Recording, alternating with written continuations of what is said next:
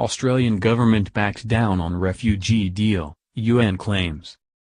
The Australian government has been accused of backing down on an agreement with the UN to allow a select number of refugees from Manus Island and Nauru to settle in Australia.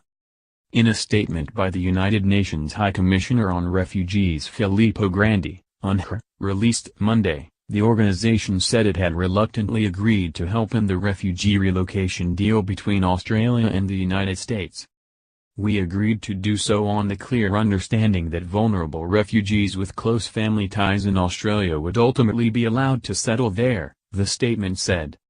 UNHCR has recently been informed by Australia that it refuses to accept even these refugees, and that they, along with the others on Nauru and Papua New Guinea, have been informed that their only option is to remain where they are or be transferred to Cambodia or to the United States.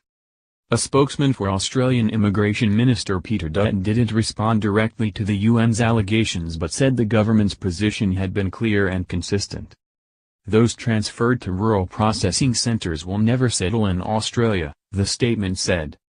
Although she wouldn't say who gave the undertaking or when, UNHCR's Catherine Stubberfield told Australian local media ABC there was a clear understanding that some refugees would be resettled in the country.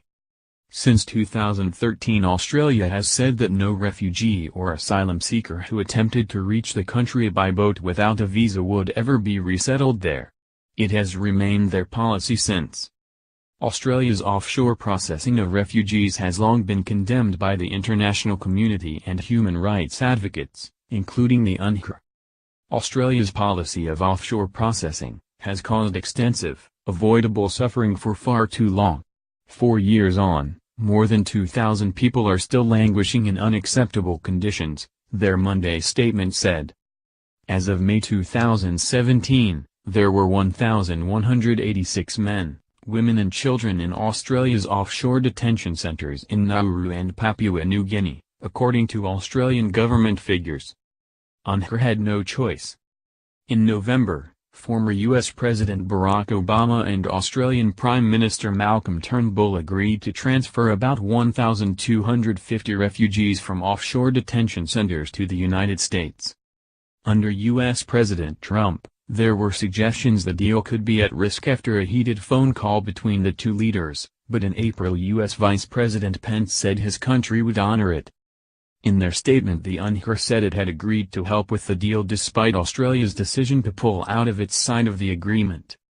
To avoid prolonging their ordeal, UNHCR has no other choice but to endorse the relocation of all refugees on Papua New Guinea and Nauru to the United States, even those with close family members in Australia, the statement said. There is no doubt these vulnerable people, already subject to 4 years of punishing conditions, should be reunited with their families in Australia. This is the humane and reasonable thing to do.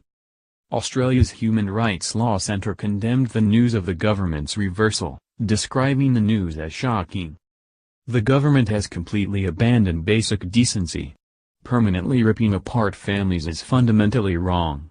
Children deserve to be with their parents, Daniel Well, director of legal advocacy at the centre, said.